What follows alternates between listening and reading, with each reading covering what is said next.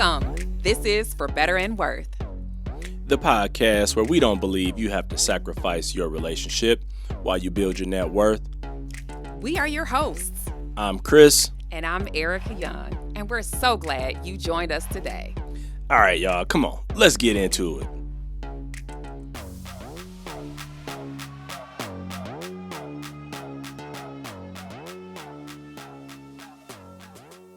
Welcome back, people. Yes, we are back and ready to go and talk about some fun stuff today. Maybe. You think it's fun? Yeah, I think it's always fun. I think we're going to go old school one day, and we're going to get that little tagline. Tag team back again. Hey. Let's stop. People going to be like, man, they old. We are approaching some monumentous hold on. numbers, babe. Hold on. Pump the brakes, I don't care where we are on the number scale. We are highly relatable people. This is true. We are relevant. We're up on what's popping, what's happening right now. And every week I hear you saying to somebody else about these monumental dates that are coming up. So because look, I look and feel good for where I'm at in life. Oh, we're not about to say it over the airways though, are we? That's all good. You do look great. It's all good. Totally fine. But it's okay to be a little old school and retro here. I'll put it out there. I'm not ashamed, I turned 50 this year. Woo!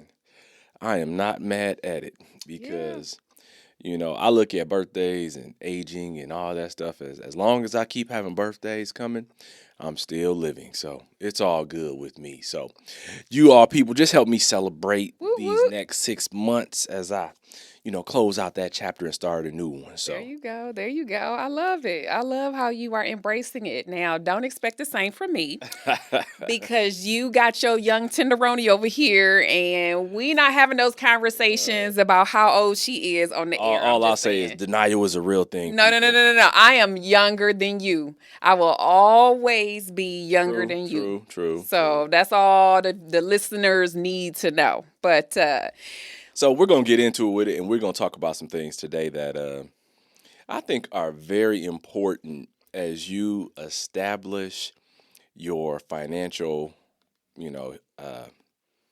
groundwork, as well as as you establish your relationship. Because, here at the For Better and Worth podcast, we focus on not only the finance aspect and piece of it, but the relationship piece of it. So we're going to talk about both of those things. I love how you just turned on.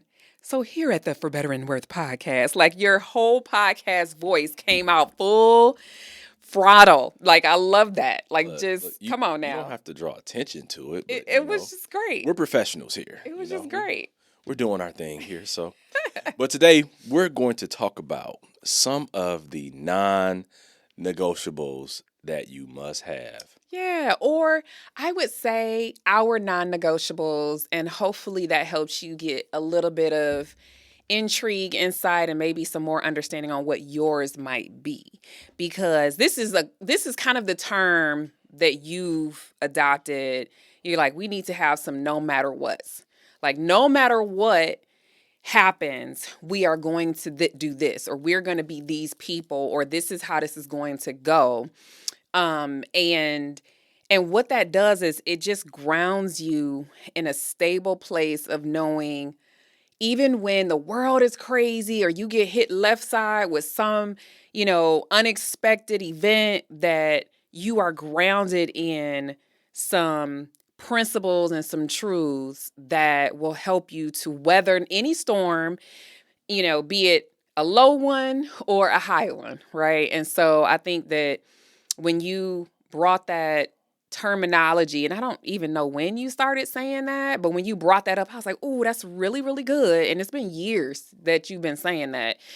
I feel like that has been really helpful in making sure that we are not just connected, but that helps us to actually be on the same page and understand one another at a deeper level so that we're not stepping on each other's toes where concerns are no matter what. And they're not always the same, right? Well, I don't know if they should be the same. Yeah. And I also believe that when you talk about non-negotiables or no matter what, you have to make sure that you have something in place, just some principles, some foundational, some fundamental things that when people challenge or test your thought process or what you believe or how you approach life, you got to have some no matter what's. And I liken it to, when you become a believer, you can't stand on somebody else's experiences but for so long until you have to get experience of your own, that when that becomes challenged by other people, you can say, look, this is what I believe and this is why I believe this, and this is how you stand strong in the face of it. And with no matter what, when it comes to money and finance, people may not like or agree with the way you tend to do life or the choices you make, but you have to be comfortable with those choices. And so, like, just getting into it, really one of my first no matter what's is that I will not be in a situation where I do not have some sort of savings. No matter what we're doing, no matter what's going on, what we're focused on, we will have some savings, because to me, that savings ensures that should an emergency come up or situations arise, we have the ability to respond to that emergency or to that situation. And if we didn't have that no matter what, we might say, well, our savings is low, our savings is high, or, in this season, it doesn't matter. And then you can't respond the same. So that's one of the first things that I started to stand on as far as no matter what. Yeah. And you know what I'll say? That might not be one of mine, like one of my top three. I agree, though, that's important because honestly, here recently, we've had to put the brakes on some stuff so that our savings doesn't go beneath a certain amount, right? So we got a lot of moving and shaking going on over here. And, we kind of had our threshold of how much we do, and we don't want our savings to go beneath. So I feel like for us at this point, it's not going to be no savings. It's going to be how low does it go, and our minimum that we want to ensure we continue to have in savings, even if, an emergency strikes and that kind of thing. So, But that in and of itself is, we still set and no matter what. Like, yeah. it was not having savings, and we added on to that the threshold on which we would not let our savings go below. Mm-hmm. No matter what we were trying to do, if it's home improvements or vacation or whatever it is, we were like, look, okay, if it hits this threshold, all spending stops. And if it can't fit into the budget, then we'll have to just, defer it to the future and then pick it up. Yeah. And so some people would just be willing to say, well, the money is there, I'm just going to do it. And listen, we believe in living life. We believe in, being out there and experiencing things. And if you've listened to, our episodes, we're all over as far as how we tell you to do things. But some things just have to be fundamental. And to me, this is one of those fundamental things that I'm not willing to compromise on. Yeah. So what's one of your no matter what's? Well, I will really say that one of mine is similar to this. I am really firm, very much so, wanting to not dip into our future, which means not dipping into retirement savings, not dipping into the things, and this includes like the equity in our home and things like that. This is for our future, and I just don't want to touch it. It's not for today. So that helps me to stay on a budget so that I'm not overdoing anything because I don't want to dip into the future. Mm-hmm. And so I think that, so your first one covers, savings basically for emergencies or short-term needs and things like that.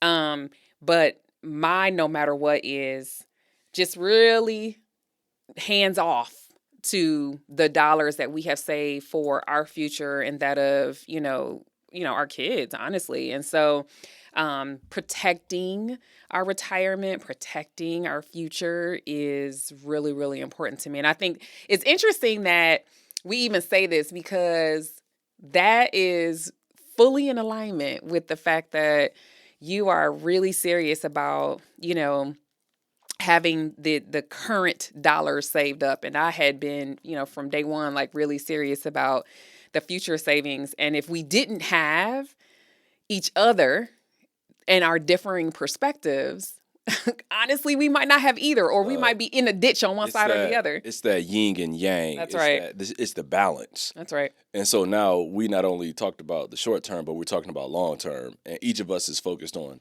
a different aspect of that.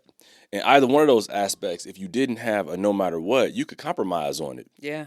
And you could say, you know what? Well, we've got a long time to retirement. And if we dip into it, we can replenish it. And I think that's how people justify the decisions they may choose to make. Now, everybody who's listening, they may not agree with us. And, look, just understand we're okay with it. Yes, we're not going to always agree. And that's right. Okay. We're gonna keep doing what we do. Mm-hmm. But I think that no matter where you're at, you have to have something in place that prevents you from making a high level of compromise that ultimately shouldn't be what you choose to do. Absolutely. And so for me, when I talk about no matter what's, the thing I get into next is like lending money. Ooh, this is a toughie. Oh boy, this is some people, as you listen, you might be like, ooh, Jesus, okay. Because I think when you lend money, the Bible says the borrower is servant to the lender. And what it does, I think it compromises relationships and it changes the dynamics of those relationships. And so when I say that I don't lend money, what I have decided is that, we've been in situations where we had, family or friends or, different circumstance that people needed money from us. And so I said, well, I'm not going to lend them the money. I'm going to give them the money. And if they pay me back, then that is a bonus. Now, let's be clear, people. I set the expectation that I want my money back. Yeah. I set the expectation that, look, I'm giving this to you. I'd like you to pay me back. But then I don't want to compromise the relationship because depending upon who it is, if it's a family member, the relationships to me are more valuable than the money. Even though I don't want people to be in a position where they're like, well, I know Chris doesn't really lend money, so if I go ask, he'll give it to me and there's no expectation. And so you got to balance that. Yeah. And so I really do put the expectation that, hey, I want you to, give me my money. But you and I both know that if people come to me, ask me for money, they gonna get the third degree. Let's be clear. They're like, look, man, you my last option. I done exhausted everything, and now I must come to you. And I think that's the key thing here is, and you didn't say it this way, but what I heard you say is you release it. Like don't give something that you can't afford to not get back. That's a very key portion of that whole thing. Mm-hmm. And then two, in your mind, you've released it because if you don't see it again, you're not going to let that interfere in the relationship. And so that is honestly food for thought for anyone listening, because I think that the posture that we have when someone comes to us with money is really, really important. And, we learned long ago that relationships are more important than money. Not to say that money is not important, because it absolutely is. But when we all know that if somebody owes you money and it's a family member and you're at an event and they show up, you're like, man, you looking all good. You got on fresh kicks. You got on designer gear. Like, come on now. Where my money at? Exactly. You can how you just getting your hair done and your nails done, and I still have this IOU that is outstanding from you. Right. Yeah, that is. But then that puts that pressure on the relationship, and then you're looking at them sideways. They're looking at you sideways, and then whatever was there could be lost.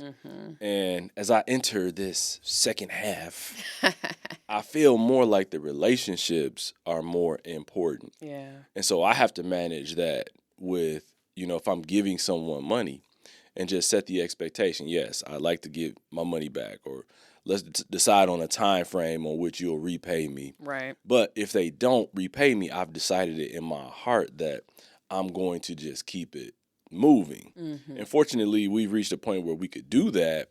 And I think you said something that was very important. Don't give what you can't afford to give. Ooh. Like if you're in a situation where you're on this journey and you're on the front side of it, don't be out giving people money. Like, look, tell them I am in a situation right now where I'm focusing on me and the journey that I'm on, trying to get to a better place. And unfortunately, I'm not going to be able to do it. Yeah. Saying no is perfectly okay. It is a complete sentence. Yes. So my other no matter what is to have no debt besides a mortgage. Like I have really been conditioned in my brain that no other debt one is necessary. And the majority of the population can't get a home without a mortgage. But if we actually apply good principles, have a budget, save our money, and are wise, we can maneuver through life without the other debt. And this is simple. This honestly was something that came after we got out of debt. So it's not like, it's not like I ascended to this place. This is just a hard line. And part of it has a lot to do with the fact that I coach people regularly on their finances and I want to be above reproach in this area. And so it doesn't sit well with me to hold debt, unnecessary debt. Like I said, sometimes a mortgage is necessary. Most of the time, a mortgage is necessary. But to hold unnecessary debt and not be a person of integrity who, when I'm helping someone else get out of debt, I need to make sure that I'm above reproach in that. So that is the standard I hold myself to. And I am not putting that entire standard on someone else. But for me, I feel my best and complete and most, and if you will, the highest level of what I'm doing in my work on a regular basis if I stay true to that. So that is for me a no matter what. And that is the reason why I have that no matter what. And I feel like I also need to be an example for folks that is possible. And so it really makes me feel better about the work that I do and having the conversations that I do with people around their finances. And so that has over time become a no matter what for me personally. And it has, in a sense, it is sort of that safety net of knowing that I'm doing right by the people that I serve. And so that has been a no matter what for me. I think you and I are in agreement on this next one. And Yes. so we keep it pretty simple. And this one, people can agree or disagree, but it's a no matter what for us. Yes, it is. And this could be number one. These are in no particular order. We are just talking about them. But this one has a high priority for me, and that is not being a person that tithes. Mm-hmm. Because for me, and then you can talk about it, Ericka, but for me, God has not failed me up to this point in my life. That's right. And I have consistently given that 10th, and I've lived off less. Mm-hmm. And here's just a little thing, people. It's funny. I was talking to one of my nephews, and I said, if you can't live off less than you make, then you're doing something wrong. Mm-hmm. It's true. And you know what? I think it patterns our posture after what is most important to us. And so if you look at someone's bank account and their statement and you see where their money went, you will see what is important to them.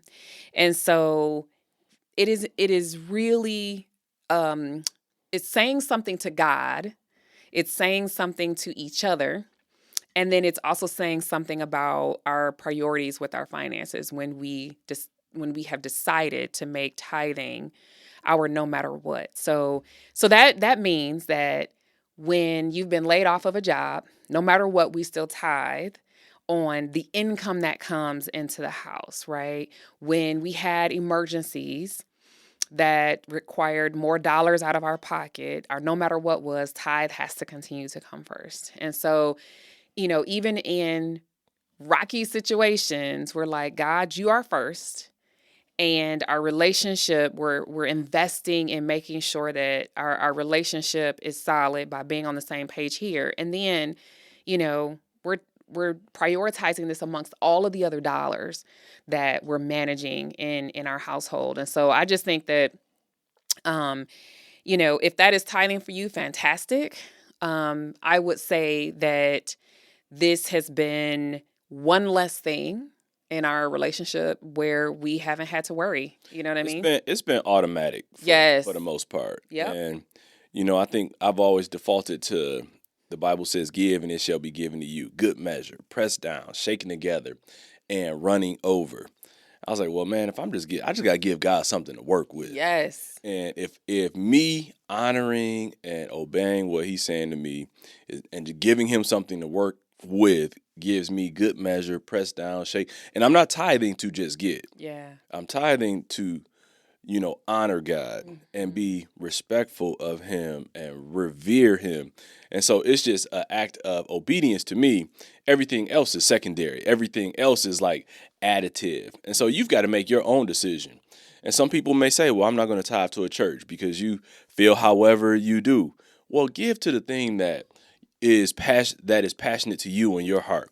But if it's not given to a church and you're calling it a tithe, you still have to make sure you're honoring God and you're putting it where He's leading you to put it and to do. If it's giving in other ways, I'm not telling you how to do it. I'm just telling you that this is a no matter what for us. Yeah. And I know that it has paid dividends in our lives by just honoring and obeying Him. So I want to see it pay dividends in your life too. So just as you formulate your no matter what's, think through what they look like. Mm-hmm. And if tithing is part of that, just remain true, remain consistent to it. Mm-hmm. And that's the one thing that I'll say is we have never been without. And it's not because we had all the money in the world, because no, we have not always made what we currently make today. And no, we have not always been out of debt. And no, our life, and hopefully you have heard this along the way, is that it hasn't been a straight line or an easy journey. Things have not been handed to us. We have been scrappy to get after what it is that we want. Every day we hustle and hustle and hustle. That's right.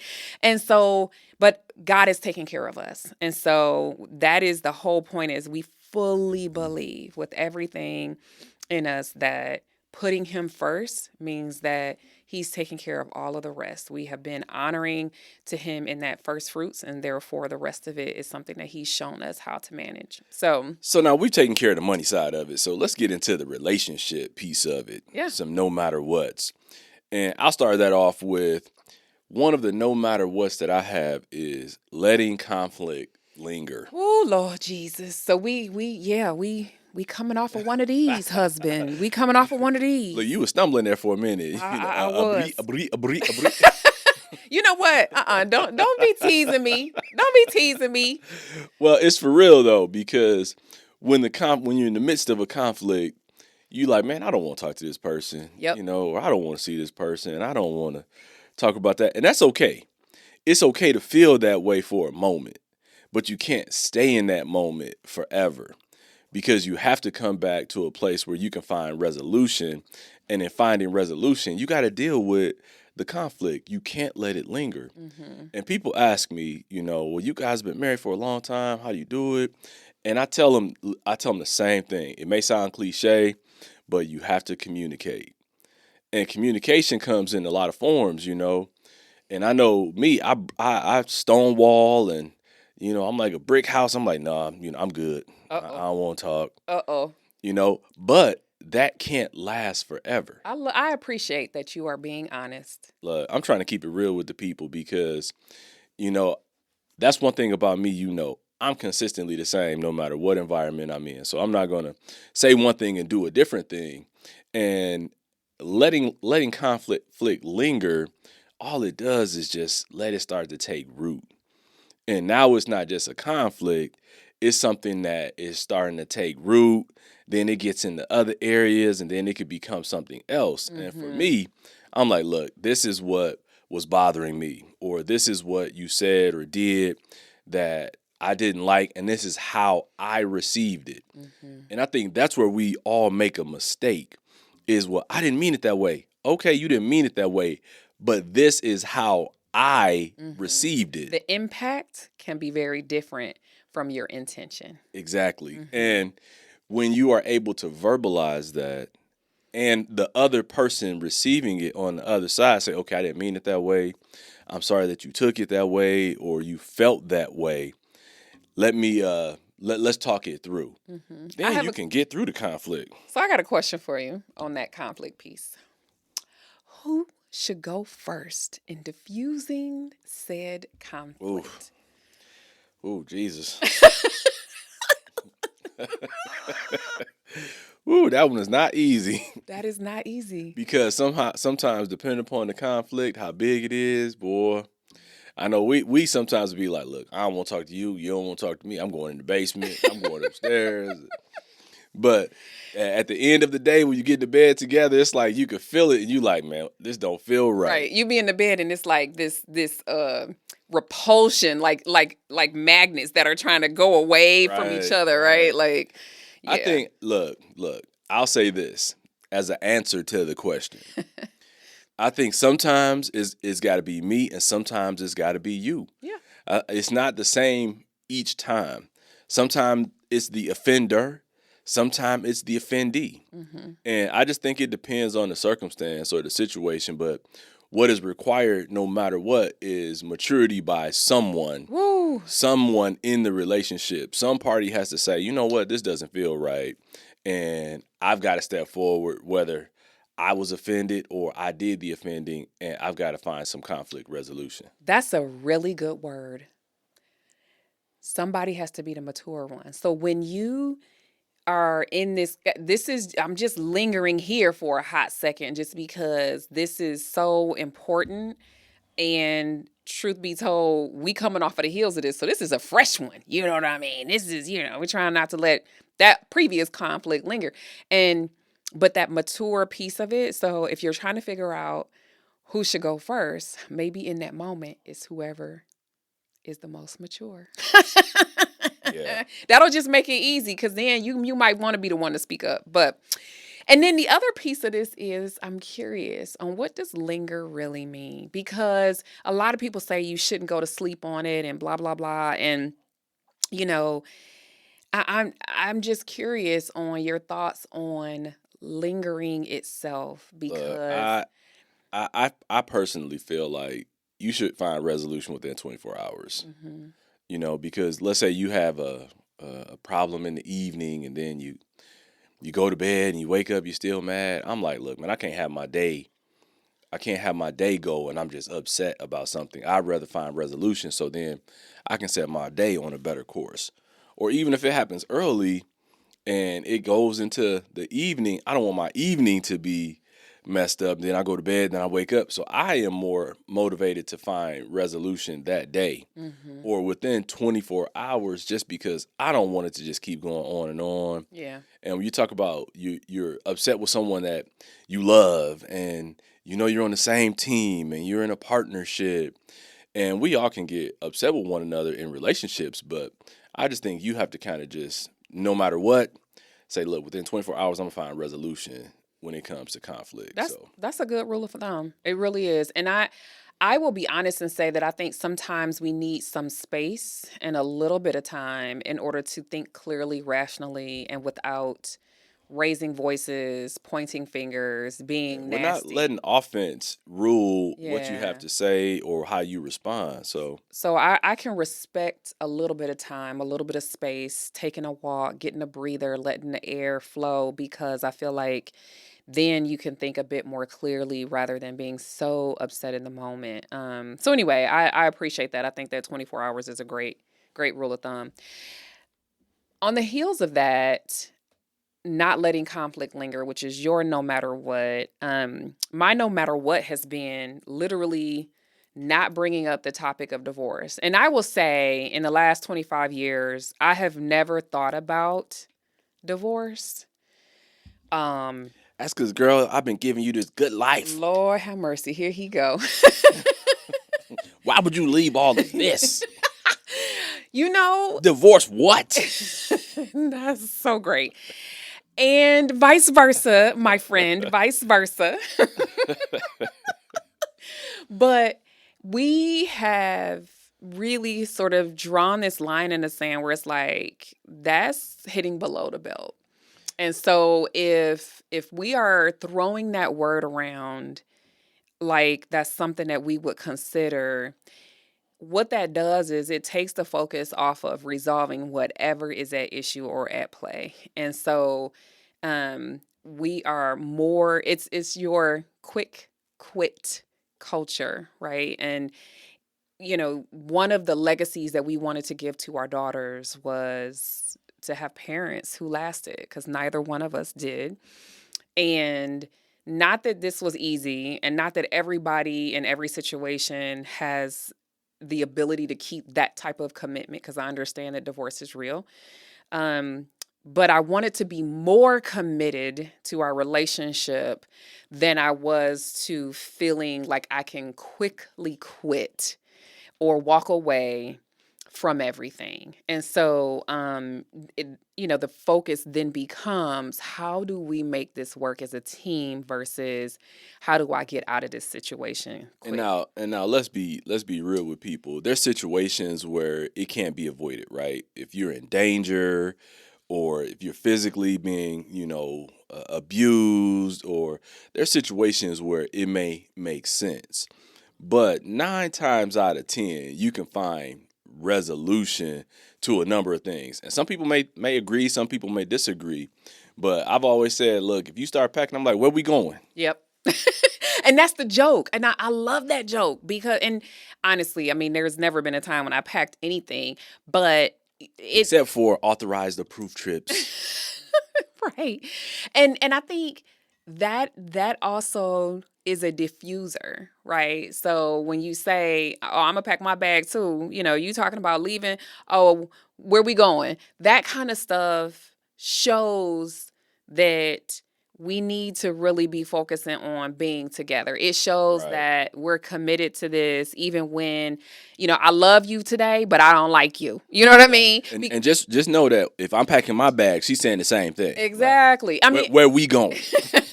right. Oh, we going on a trip you ain't telling me about? Oh, come on, let's go.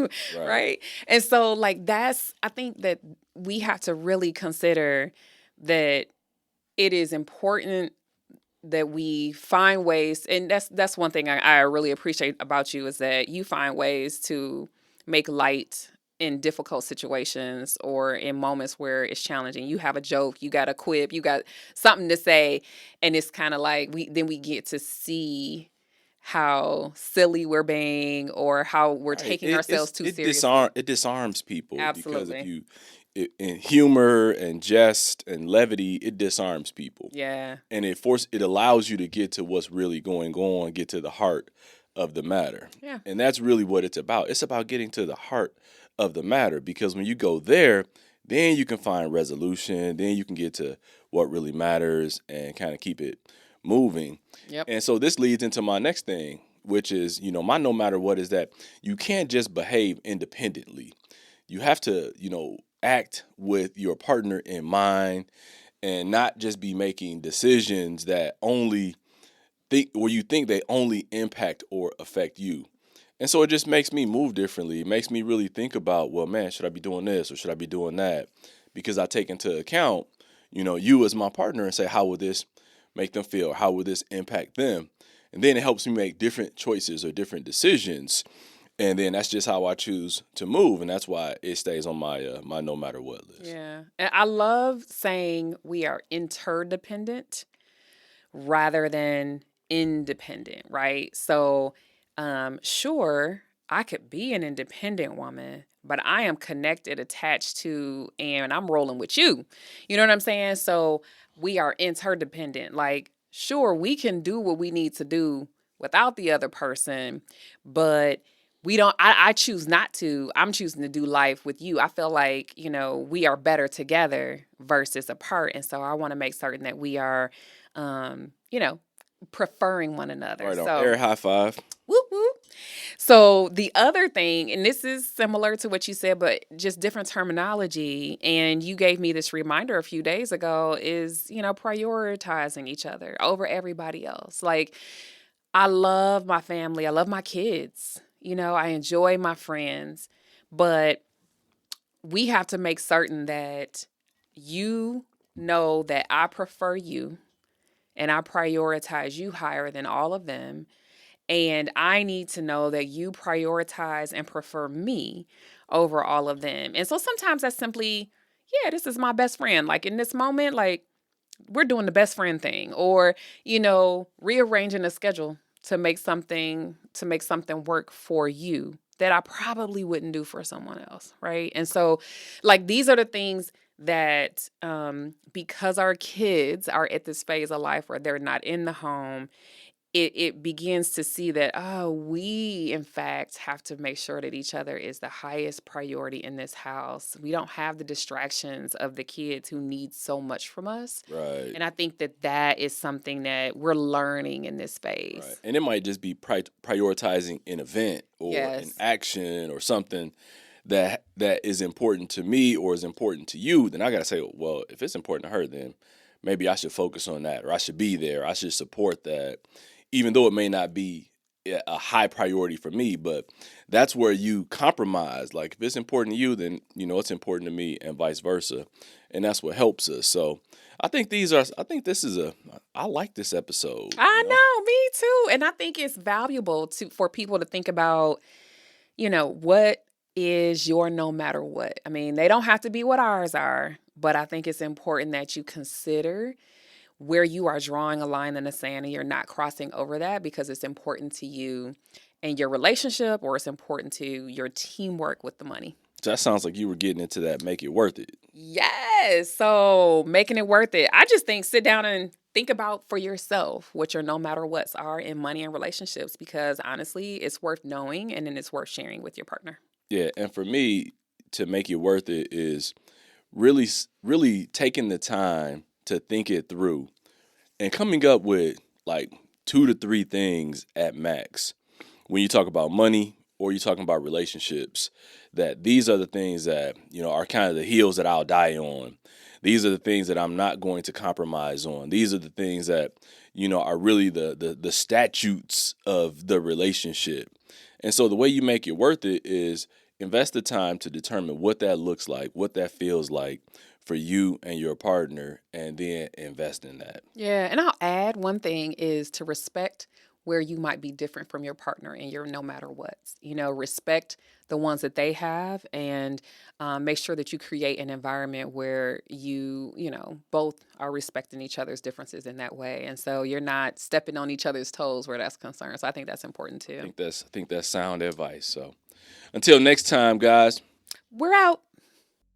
Thank you for spending some of your time with us today.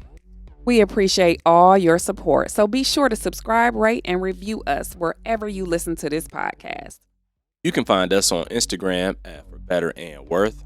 And sign up for our email on forbetterandworth.com. Till next time, we're out of here.